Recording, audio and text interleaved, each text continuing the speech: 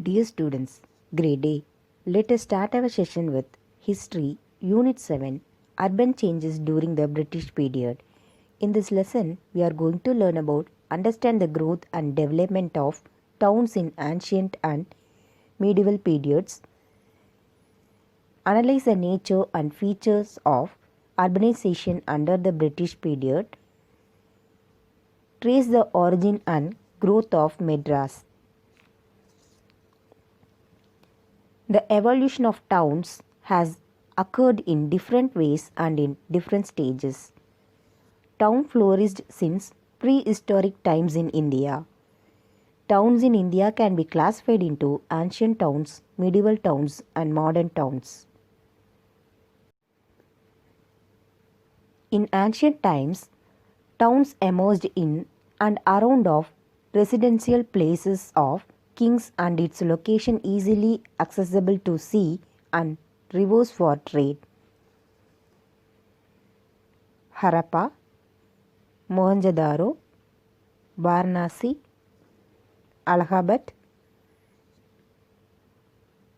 and Madurai are well-known ancient towns.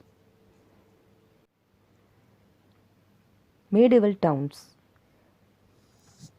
During medieval times, most of the towns developed as headquarters of principalities and kingdoms.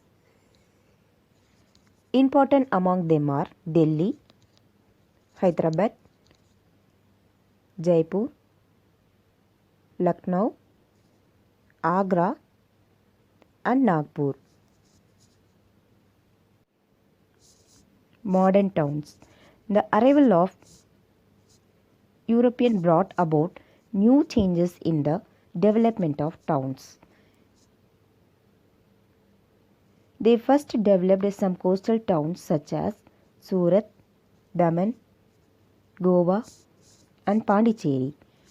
The British, after consolidated their power in India, developed three main cities, Mumbai, Chennai, and Kolkata as the administrative headquarters and trading centers. The newly developed towns are known differently as hill towns, industrial towns, court towns, railway station towns, cantonments, and administrative towns. Unique features of urbanization under the British. Deindustrialization. In the beginning of 18th century, the policies of the British proved harmful to the process of urbanization. The economic policies followed by the British led to the fast transformation of India's economy into a colonial economy and development of cities. The high import duties and other restrictions imposed on the import of Indian goods into the Britain and Europe led to the decline of Indian industries. Thus, India became the agricultural colony of Britain. Deurbanization. The gradual erosion of king's power led to the dissolution of towns associated with their rule. The native rulers lost their kingdom to the British by means of various policies of the colonial power.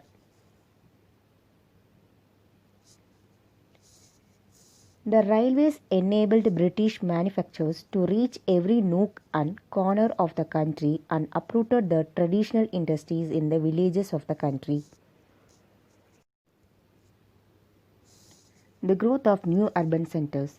British developed new centers of trade like Calcutta, Madras, and Bombay on the east and western coast areas.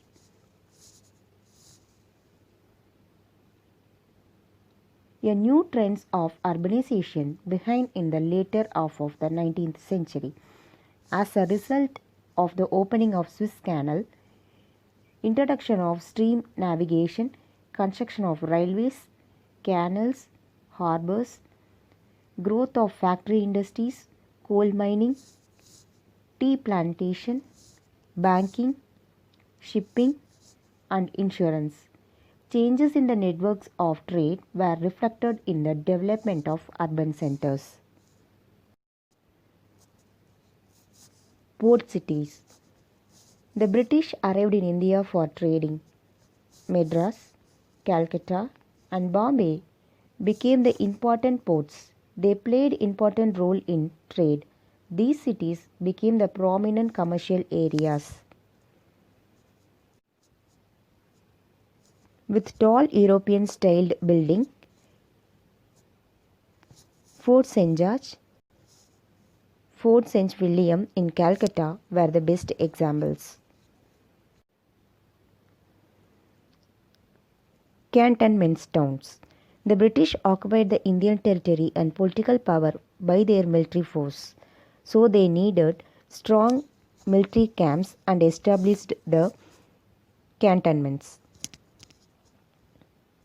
Army people began to live in these places and gradually they were grown up a city. For example, Kanpur, Lahore.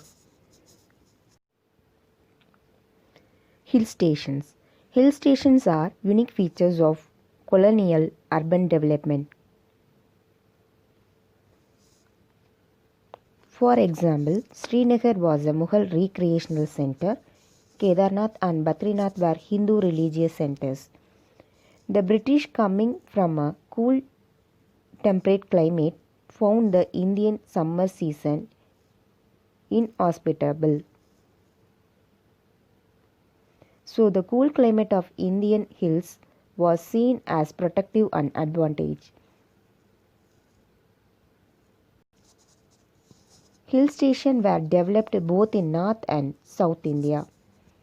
Examples: Simla, Nainital, Darjeeling, Udagamand, and Kodaikanal.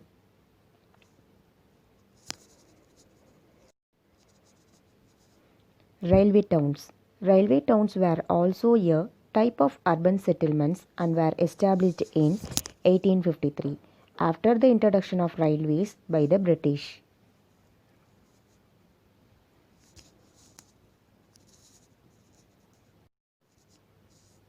Creation of municipalities and corporations. The development of local government in the British India may be traced in three main phases. First phase, second phase, and third phase. First phase. Municipal government in India has been in existence since 1688 with the formation of Madras Municipal Corporation with a mayor.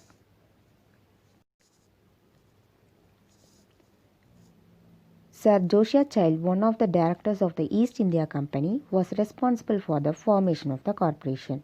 The Charter Act of 1793 established municipal administration in the three presidency towns. According to the provisions of the Act of 1850, municipalities were formed in northwestern frontier provinces, Oudh and Bombay.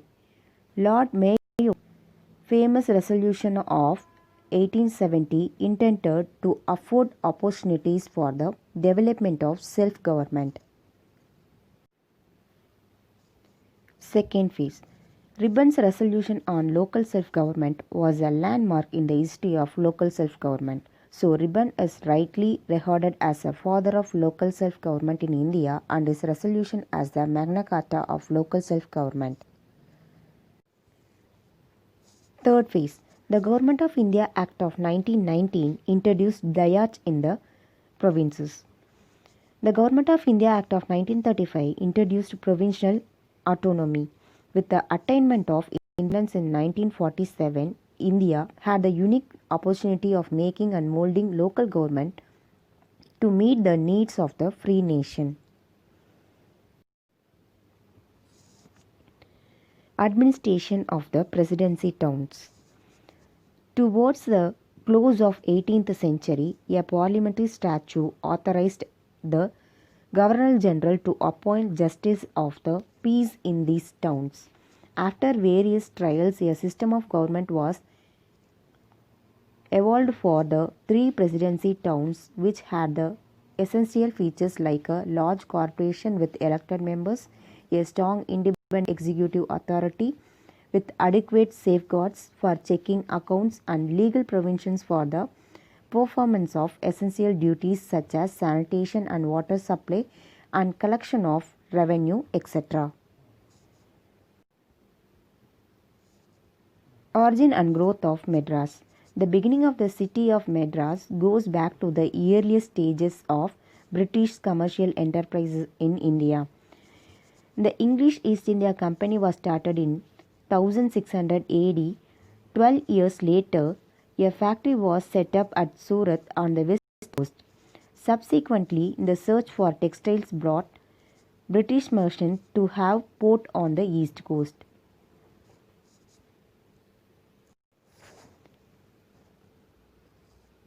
The English, after some efforts, secured the privilege of building a factory at Masulipatinam. It was well protected from the monsoon winds, but then Masulipatinam was in the pain of a famine. In spite of every assurance of protection, English trade did not thrive at that place. Then the English traders looked for a new site. Francis Day, the member of the Masulipatinam Council and the chief of the Amahan factory, made a journey of exploration in 1637 with a view to choose a site for the new settlement. At last, he was given the offer to choose Madraspatnam. Francis Day inspected the place and found it favorable to set up factory.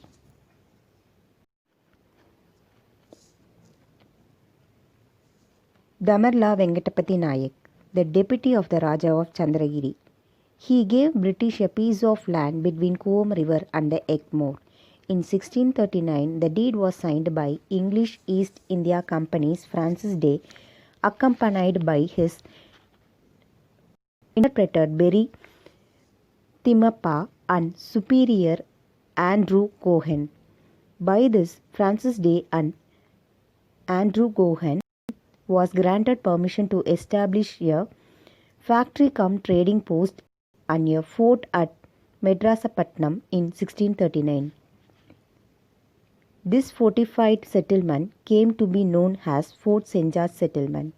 It is otherwise referred to as a White Town, while the nearby villages inhabited by local population was called as Black Town. Collectively, the White Town and the Black Town were called Madras. Madrasapatnam. Damarla Venkatapati gave the English the grant of Madrasapatnam. He was under the control of Venkatapati Rayulu, the Raja of Chandragiri. Venkatapati was succeeded by Sriranga Rayulu in 1642. He issued a new grant to English in 1645 called Sriranga Rayapattinam. Venkatapati decided that the name Chennapatnam should be given to the new fort and settlement of the English after his father Chennappa Nayak. But the English preferred to call the two united towns by the name of Madrasapatnam. Making of Chennai. Chennai was once a group of villages set amidst palm-fringed paddy fields until two English East India Company merchants visited there. Raja Mahal in Chandragiri Palace, where Sir Francis Day of the East India Company was granted land in 1639 in order to set up factory which later came to known as Madras. The first factory was completed on St. George's Day, 23rd April 1640 and named Fort St. George. Day and Cohen were jointly responsible for the construction of Fort St. George. This was the East India Company's principal settlement until 1774. The Madras Presidency was an administrative subdivision which was referred to as the Madras Province.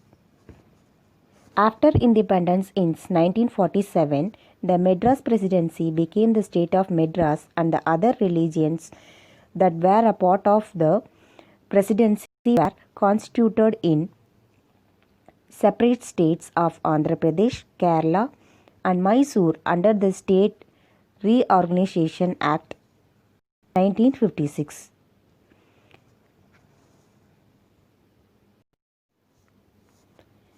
Later on in 1969, the state of Madras was rechristened as Tamil Nadu. On 17th July 1996, Madras was officially renamed as Chennai. Bombay. Bombay was initially 7 islands. It was under the control of Portuguese from 1534 onwards. Portuguese king gave it as a dowry to Charles II of England when he married the former sister in 1661. King leased it to the East India Company. The city of Bombay began to grow when the East India Company started using Bombay as its main port in Western India. In 1687, the English East India Company transferred its headquarters from Surat to Bombay. Calcutta. In 1690, the English merchants founded a settlement at Suttanati. In 1698, they secured Jamindari rights over Suttanati, Calcutta and Gobindpur. The company established Fort William at Calcutta. Calcutta became presidency with a governor and a council to manage its affairs. Conclusion. The British Empire gradually consolidated and established an elaborate structure of administration with an imperial capital, provincial capitals, and district headquarters. The new rule brought new officials, new institutions, and new structure to these towns with a kacheri, cantonments, police station, jail, treasury, public garden, post office, schools, dispensary, and above all a municipal committee. Thus, in course of time, administrative headquarters emerged as the most important towns and cities of the country. Cities became the central commercial area with buildings of European style. Suburban railways, tramcars, and city buses gave the colonial cities a new look and status.